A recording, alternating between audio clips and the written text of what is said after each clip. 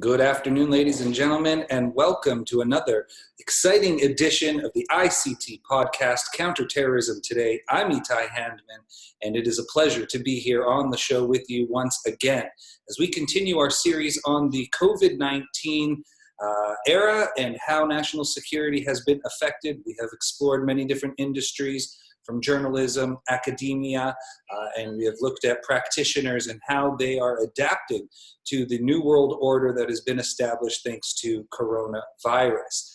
Today we are very honored to be in the home of one of the great leaders of our country, one of the great men of the intelligence industry. We are here with the former head of the Mossad, Mr. Shabtai Shavit. He is the chairman of the ICT Board of Directors. Mr. Shavit, how are you doing today? Well, I'm doing fine, considering the circumstances in which we're living these days. It is quite different, and we have even been able to see that just in our little interaction we've had this today as we've tried to keep social distancing and minimum touching, obviously, no handshaking.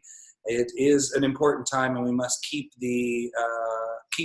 crushing the curve, as they say, and hopefully we reduce the COVID-19 within our country. Hopefully.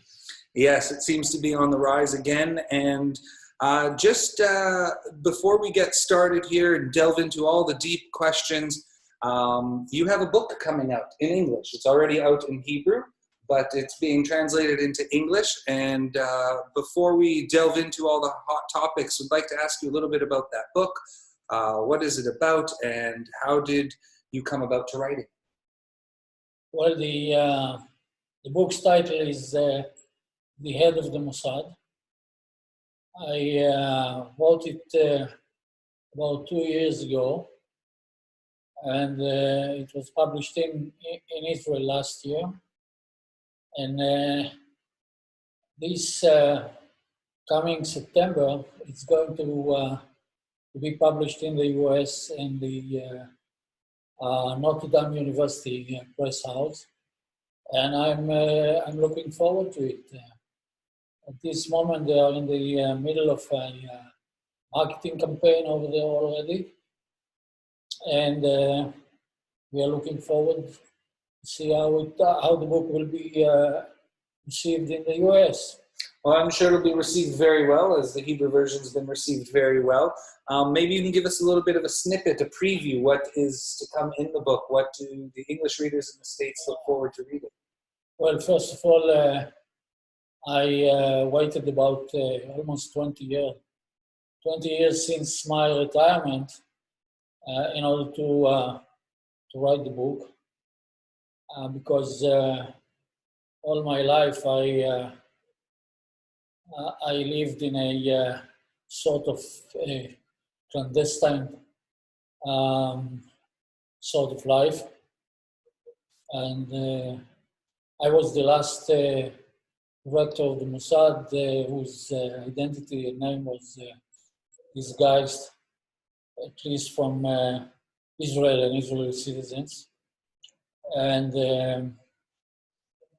took me a long time to get used to the idea of sitting down and writing a book.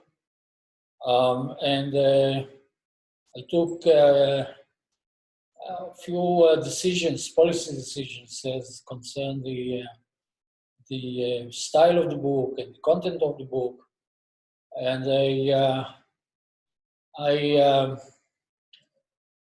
I decided not to get very deep and very specifically to operational details and the sort of cloak and dagger kind of stories. And I mostly read about my very long experience in the intelligence profession, or if you like, art. And it is more an assortment of memories, insights, and thinking of those 32 years of experience in the Israeli Mossad. It seems very interesting. I look forward to reading it. Obviously, struggled with the Hebrew version as my Hebrew has not risen to that level yet. However, I look forward in September to reading the English version and getting all the insights. You made a very interesting comment just now that you were the last director of the Mossad to have your name disguised from the Israeli public while in service. So in 1996, when you left the Mossad in retirement, what type of a transition did you feel from being someone so hidden figure from the public to within a few years rising to a public figure? It took me relatively a long period to get used to all of a sudden, to get out from behind the scenes into the front stage and get used to the media and microphones. But you don't have any other choice but to get used to it, because they chase you, and they all over you all the time. You cannot hide. Most definitely. This is a much different era now with social media and the phones and cameras everywhere around you at all times. No one is really able to hide anymore.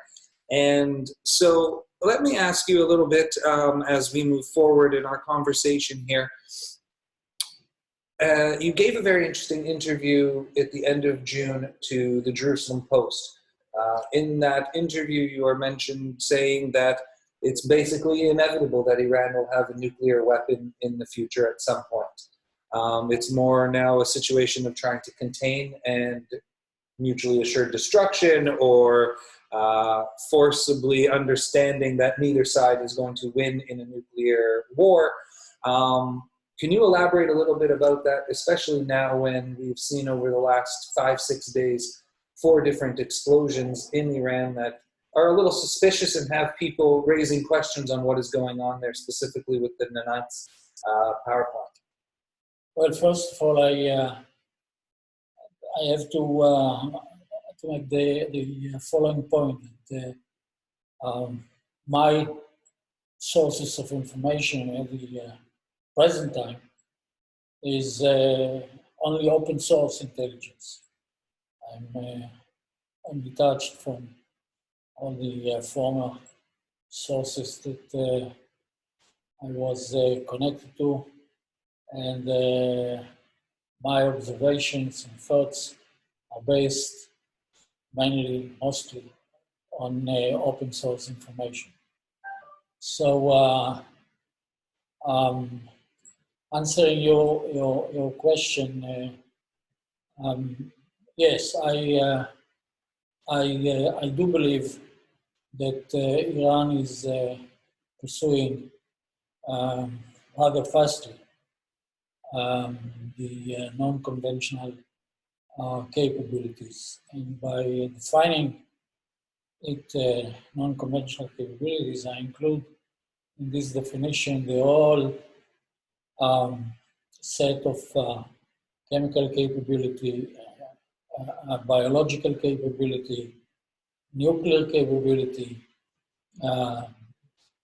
surface-to-surface missiles capability in order to be able to launch these other weapons systems.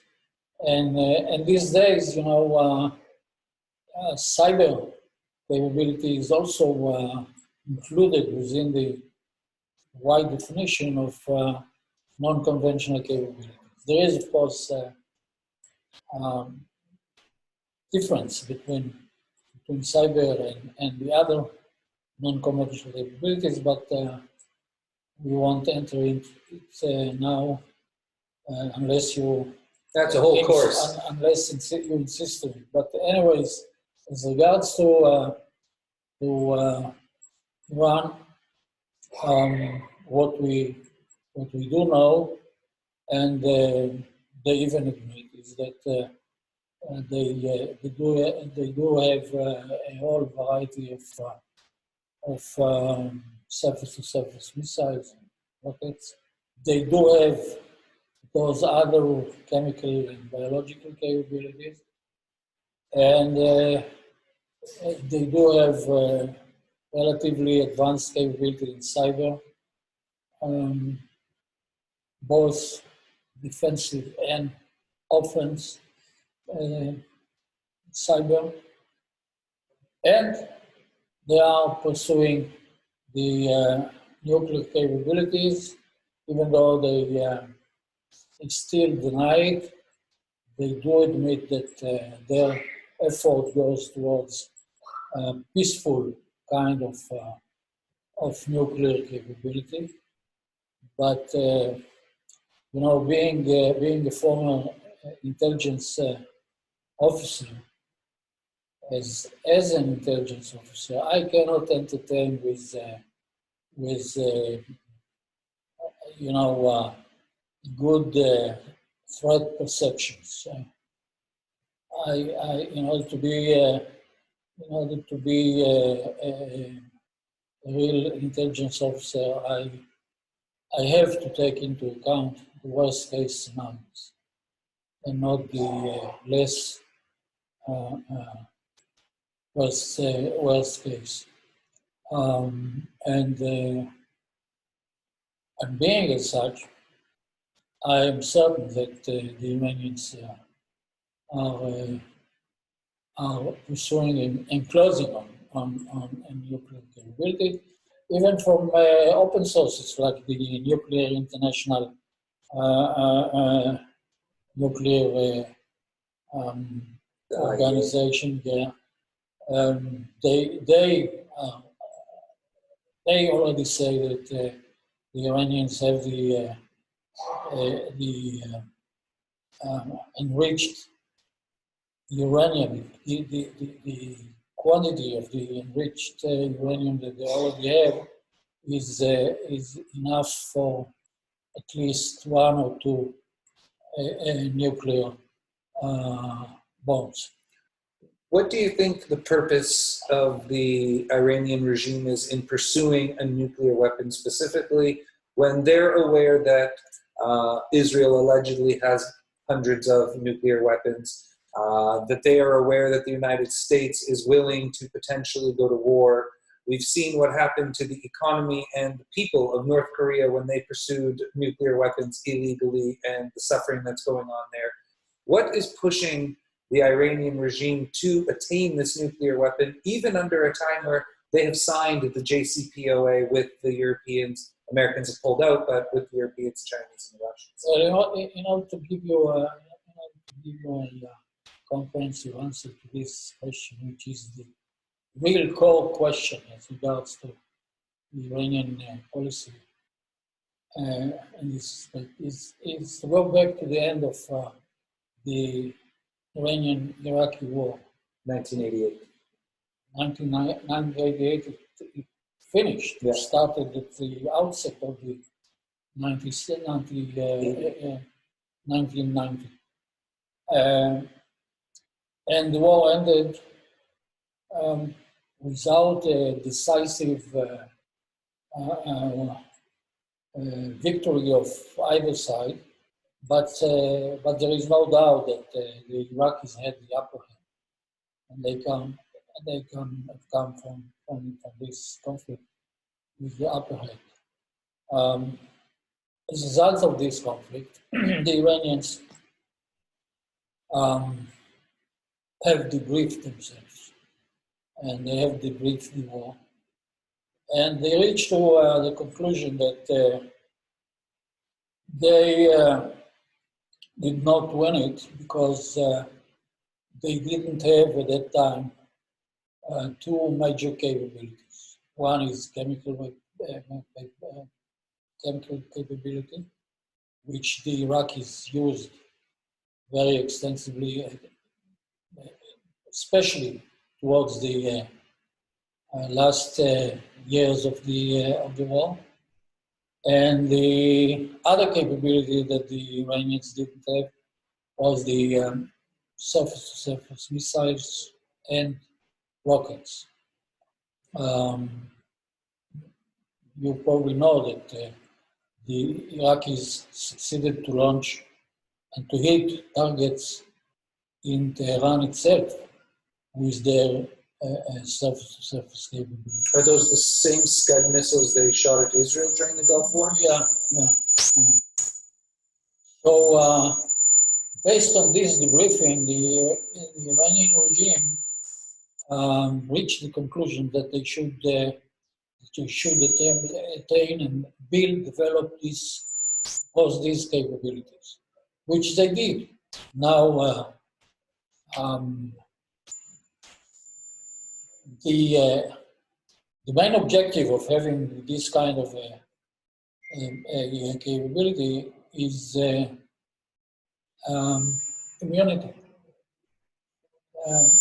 History has taught us that any countries that succeeded to obtain the nuclear capability brought with it strategic immunity. We cannot pinpoint to any existing country in the world today that have a nuclear capability and was threatened or attacked by a foreign power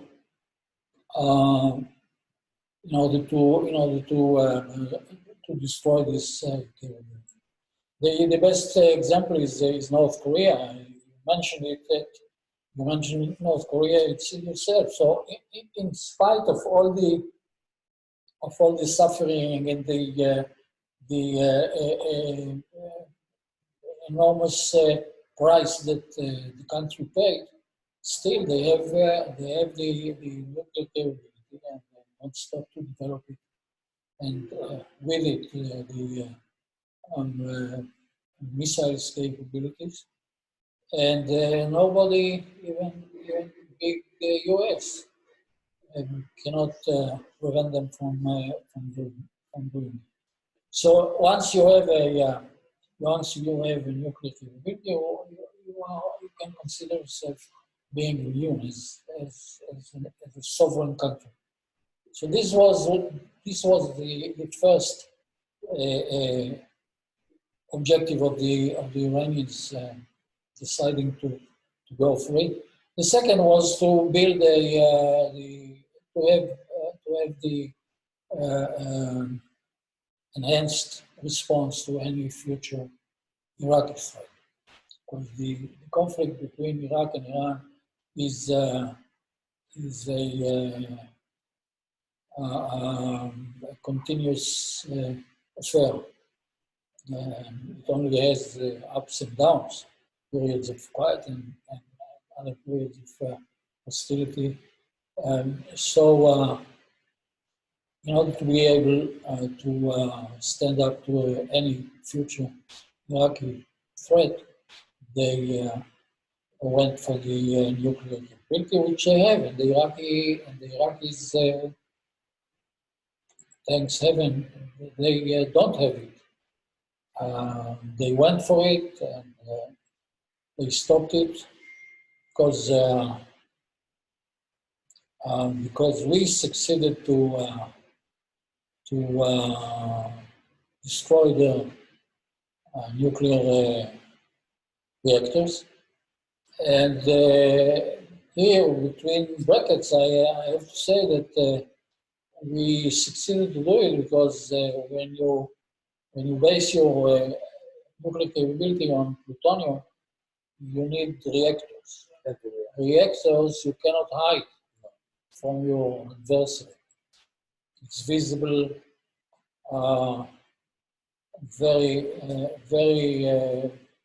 very much. Similar to the Syrians. So, yeah. So, so since it was a big reactor, we succeeded to take it out, and they didn't continue afterwards. Even though they did have the beginning of centrifuge enrichment system in Iraq, but they didn't reach very far. Anyways, the second objective of the Iranian, as I already said, was to build a proper response to any future Iraqi threat. And the third objective is Iran, as you may know, already in the 5th BC century was an empire in the Middle East. And they never lost the vision and the dream to renew somehow this capability. Iran today, in terms of size, is bigger than Western Europe. In terms of demography, is almost 100 million people, and their natural resources are such that they can regard themselves as being a regional empire, regional power. Since the Iranian in the past were an regional power in the Middle East, and they consider themselves to be a regional power today. If we are looking for big powers in the Middle East, we see the Iranians, we see the Turks, Turkey, and to a certain extent, we can, in terms of power, of economic power, we can pinpoint to Saudi Arabia. But the real competitors over the influence on the Middle East is between Turkey and Iran. Now, being a regional power, they feel by far more comfortable having a nuclear capability. So, and saying all this, I didn't mention Israel as a target or as A reason. A reason for them to go for the nuclear capability, which is, of course, this is also one of the reasons. Do you think, in your analysis, that Iran feels threatened by Israel? I believe so. Well, only during these last few days, we had news about all kinds of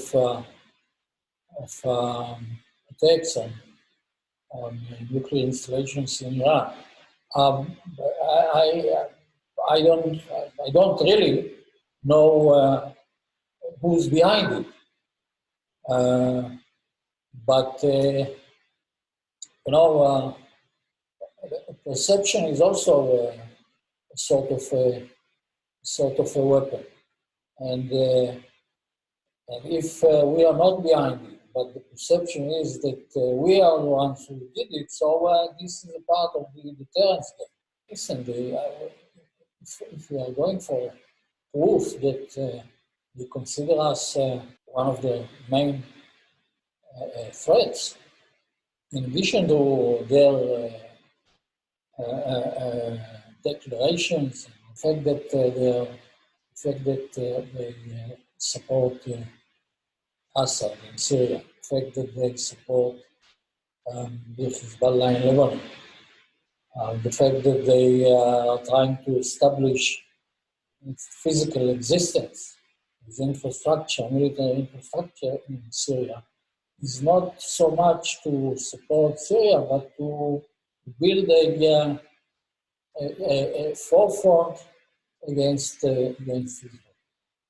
It's very interesting, and as counter-terrorist experts, one of the biggest fears, at least since 9/11 and even before 9/11, was the potential for a dirty bomb in the hands of terrorists. Right. And as time has gone on, we have seen, and you just mentioned, the Iran-Hezbollah relationship. There is no better relationship between any terrorist organization and any one state. There's no state sponsor of terrorism the way Iran sponsors Hezbollah. They are almost one and the same. It's as if it's an extra arm of the Iranian regime. Is it out of the realm of possibility to believe that they would hand over a dirty bomb if they reach nuclear capabilities to a group like Hezbollah? I hesitate, as you say, with my answer, because if we are trying to look for a precedent of a big country, nuclear big country, giving weapon as such to somebody else, there is no precedent that I know of. That's why I hesitate to predict that once the Iranians have the capability, they will share it with Hezbollah. Share it in the meaning that provide them with The dirty bomb. with the dirty bomb. But on the other hand, again, being an intelligence officer, we shouldn't rule it out at all. And we should take it into account. Yeah. Is it surprising then that with the alleged arsenal that Pakistan has, that they have not provided it to a terrorist organization? As far as I know, the Pakistanis provided others with technology, not with the weapon itself. Is that surprising to you that they didn't provide the full weapon? No, it's not surprising, because in the world of nuclear competition, the existing global nuclear situation, giving the whole capability to a foreign country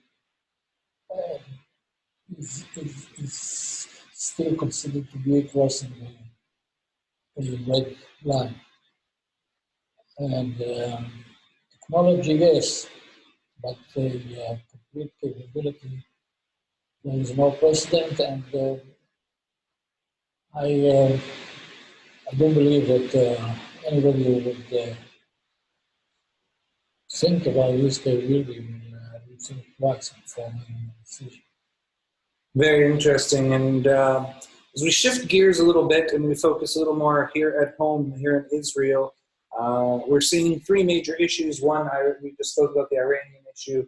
The second major issue that has come up in the recent couple weeks is the potential of annexation within the Israeli borders, bringing in some sovereignty over the West Bank.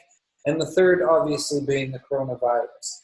And with all of these situations being juggled in the air simultaneously, how much of an effect does the coronavirus have on national security implications, decisions, when the government, the cabinet is getting together with the head of the Shin Bet, the head of the Mossad, head of military intelligence, and they're trying to assess national security risks? What effect does the COVID-19 pandemic have right now on national security? Well, I'll give you an example from these last few days. It is a very small example, but very significant. Not yesterday, they let us know that the commander of the border National Guard got the coronavirus, and he's now under treatment, or at least staying with him. Just think of this very small example. To what extent the overall running of the national border guard when the commander is missing. And now multiply it by 10. Well, to go on with the question and the answer. Personally, I have now 3 of my grandchildren serving in the IDF. They're compulsory service. And when I ask them, when do you expect to have a weekend vacation, they couldn't give a proper answer. This topic of letting the soldiers go home for a holiday or not is dependent on all the considerations related to the situation of the plague and the virus.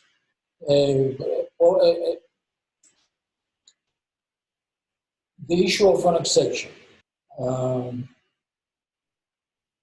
In case the government goes on with the annexation, and to be ready to confront any kind of reactions by Palestinians and other Arab countries, and the High Command of the army decided not to call reserve people because of the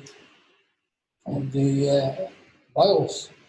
That's very dangerous, though. Which is you have a real strategic problem. Do you think that will affect the government's decision making? It will affect. I don't know if it will overrule any other considerations, but it's a for sure a factor in the overall considerations to which a decision. Very interesting. And what other aspects of national security do you think have been affected by the COVID-19? Look, the economy has been hit very extensively.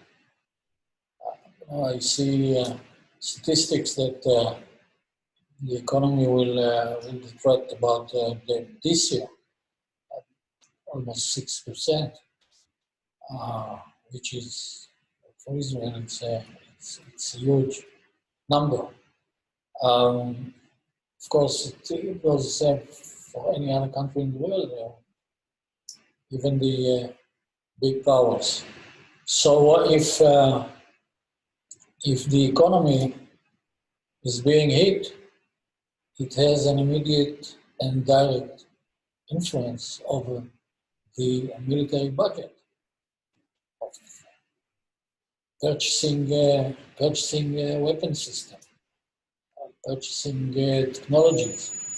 We're talking about billions of dollars, and if the economy is being hit as it is, and no one is seeing the end of it, it may be stretched beyond 2020 to 2021. So here you have another example of how the virus affects the national security. Very interesting, and something that has come up in, I guess, the last half year or so has really been an uptick in rhetoric between the United States and China. We've seen the United States speak to its allies in Europe, Israel as well, about keeping China away from strategic infrastructure projects, keeping China away from building the 5G networks wherever they are. There is the fear that China is using state-sponsored companies to spy and will implement spyware on the 5G networks across the globe. It's not out of the realm of possibility by any means. As you mentioned, as an intelligence officer, you always look at worst-case scenario. That is definitely up there. And that has created even a little bit of tension between Israel and the United States, as Israel has used China as a big infrastructure partner over the last decade, specifically with helping build ports, railways, and looking into now the 5G network. When you rose to the head of the Mossad, it was at the end of the Cold War. We saw the end of the Soviet Union and the fall of the Soviet Union and all the impacts that that had on Eastern Europe and then the Western world as a whole. When you take a look now at the world around you and you take a look at the power players on the global scale, do you think we're entering a potential new Cold War between the United States and China, and are a bunch of the United States' allies, i.e. Israel, European allies, really caught in the middle?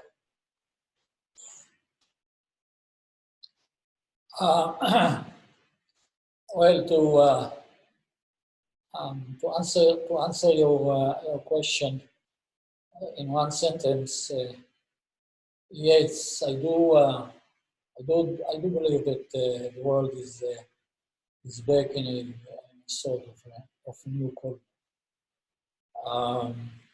It may be a different kind of a Cold War as compared to the Cold War after World War II, but still, I don't have any doubt that China is pursuing first and equal power, overall power, as compared to the US, and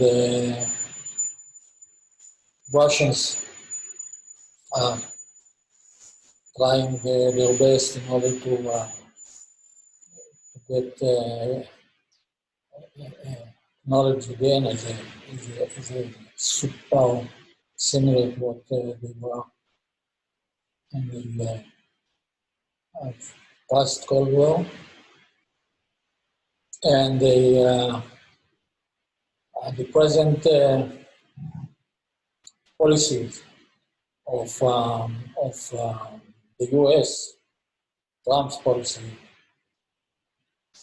my best analysis is not aiming towards America's foreign policy today goes against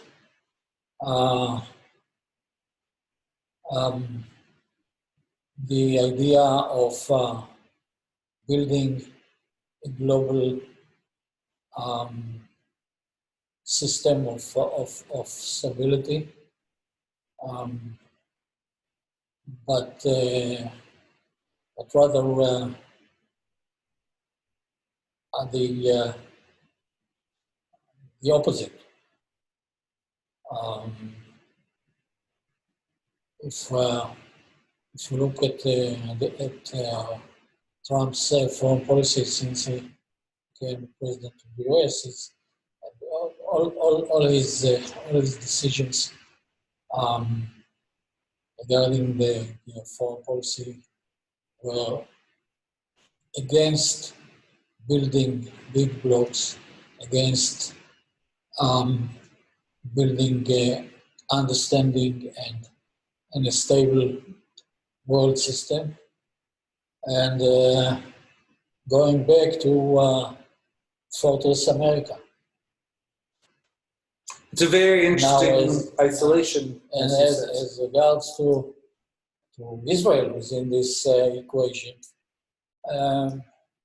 if I have to answer the question, what should Israel do? I don't have any doubt. If we have to choose between the US and China, we have to choose the US. Of course, we consider ourselves being a sovereign country and independent country, and questions of national security should be decided by our government, but we have to take into account and to understand and address the Americans' global interest as well, as a weighting factor in our decisions.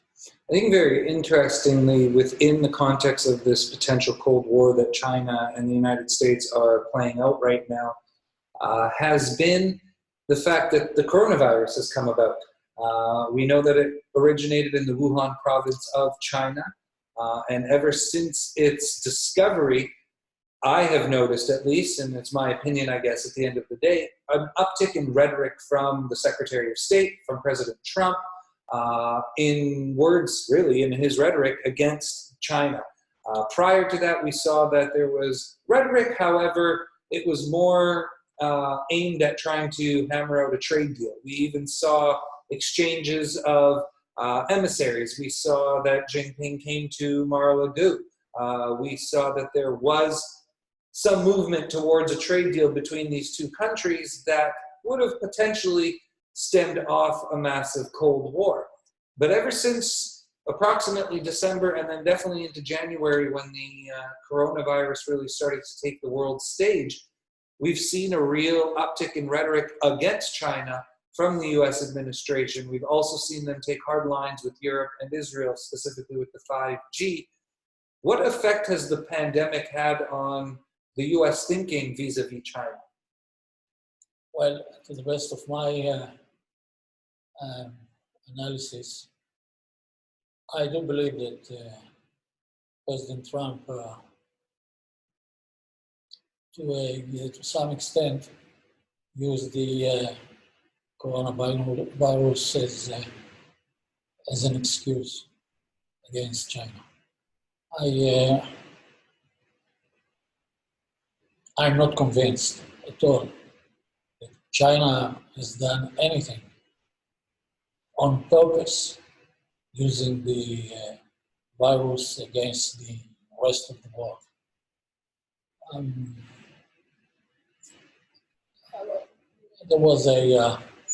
There were all kinds of accusations coming from against the Chinese. No one of them was proven. It was hard proof. And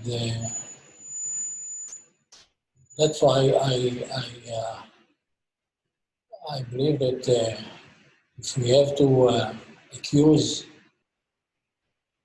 anybody in not being able to proceed with the policy of cooperation and going on and signing the trade agreement and other agreements, I cannot pinpoint only towards the Chinese. Fair enough. And as I asked you earlier about the Iranians and state sponsoring of terrorism and potentially dirty bombs, the question now for counter-terrorist experts is, when you see massive groups like Hezbollah, Al-Qaeda, ISIS, terrorist groups of that nature that have global reach and have global connections, when they witness what is going on in the world with the pandemic and how this virus has brought the Western world down to its knees, has brought the United States economy to a halt, has killed over 120,000 people in the United States alone, over 500,000 people globally, more than 10 million people have this disease. Do you think that there is going to be now more of a push by specifically groups like that to achieve the capabilities of some biomedical weapon because of its capability to spread and really hurt the essence of the governments and countries that these terrorist organizations are going after? And the number one thing to attack them with would be the economy. You bring the U.S. economy down, you can bring the U.S. down. You bring the Israeli economy down, you can potentially hurt Israel to a major degree, as we've seen. Europe, et cetera, as the wheel goes on. Do you think that that's a fear that national security experts, practitioners, counter-terrorist experts should be focusing on? I'll be surprised. I'll be very much surprised if any terrorist organization will try to go for a sort of a biological new weapon system in order to use it. Up till now, the biological capabilities were not used in the in conflicts around the world. Chemical capabilities, yes, but not biological. So, my reasoning is that the deterrence is strong enough to threat any terrorist organization today from trying to obtain and use such kind of weapon system against a country like America or a European country or even Israel. That's very interesting because they're always looking for an edge, the terrorists. They're always looking for a way to get their message across. And I'm just thinking, when you had the outbreak of Ebola in Africa, in a country and in an area of the world where there is extreme amounts of lawlessness, there is the ability to infiltrate without a problem. It would have been interesting to see if potentially these terrorist organizations would attack the medical personnel to steal the Ebola virus. We are talking about Ebola, and we haven't seen anybody, any organizations, any country trying to take advantage of the Ebola in order to turn it into a weapon system to use it in regular conflicts. If a terrorist organization, or even a terrorist organization which is being supported by a country, try to use it, I believe that it's going to be a suicide. It's a red line of red lines, you're saying. It's a red line of red lines. Very interesting. Yeah, it's something that a fear of mine when I look in research in the CBRN world and how terrorists are trying to gain capabilities. That's always, I guess, my biggest fear here is because it is a vial of blood can be stolen from somewhere and the right scientists can weaponize in some capacity. And that's a big fear. It's not the same as trying to hide a rocket in your jacket, if you will. And so we do that. And as we turn our attentions and finish our conversation off here in Israel and the threats that the Israeli national security faces, in your opinion, what would you say is Israel's greatest threat, immediate threat? The existing threat is Iran, because I cannot see any existing Arab coalition today to threat Israel militarily. And the only one threat which is real for the time being, potential, is Iran, and we should do everything possible in order to prevent it with any coalition that we may build for this purpose. And when you say Iran, does that include Hezbollah? Look, Hezbollah, I consider Hezbollah as an Iranian division in the Republican Guard. So if Israel were to attack Hezbollah, in your opinion, that's an attack on Iran in that sense? I don't know. In order to give you an answer to that, you have to ask my Iranian parallel guy. I'll take it to the Ayatollahs. That's my next one. I'll ask them. When classifying then that, what is your estimation of the threat posed by Hezbollah towards Israel? Look, the threat does exist, and the sheer knowledge that they have something like 150,000 variety of all kinds of rockets and missiles is worrying. But we should build and maintain such a deterrent against them that they won't open a new round of fighting against Israel. Well, we saw the Israeli deterrence go into action in 2006 with the Lebanese war that occurred there. It wasn't Israel's greatest fought war. It wasn't by any means the greatest of achievements, but we did hear Hezbollah leader Nasrallah say that he didn't estimate that Israel would be so forceful in its retaliation to its attack. How does that type of deterrence get eroded? It gets eroded when you don't use a price which is prohibited for the other guys, for the bad guys. Now, in order to have such a deterrent, means that if they start a new round, we should destroy them. We have the capability. It is a matter of decision.